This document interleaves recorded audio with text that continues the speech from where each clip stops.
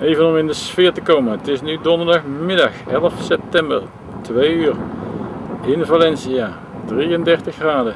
Hier heb je de Puerto de Valencia. En ga je hier naar rechts toe, dan heb je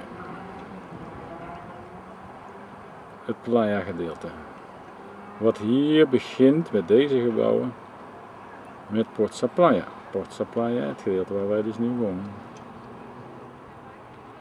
En dit is de ingang voor de bootjes die aangemeerd liggen daar ginds. En die dus hier binnenkomen en hier weer vertrekken de zee op. Of het water op, hoe je het noemen wilt. Dit is het complex waarachter wij zitten. En verder is dit dus heel het complexe gedoe van Porta Playa. Het is niet mijn fiets, maar hij stond er toevallig.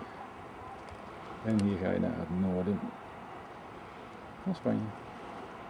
Tot morgen! Even nog voor de duidelijkheid, Henk, daar ginds, die bergen, daar gaan we zaterdag in. Valt dus wel mee.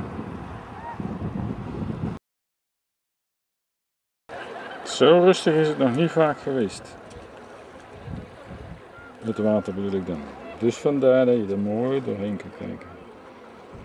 Moet je kijken hoe rustig.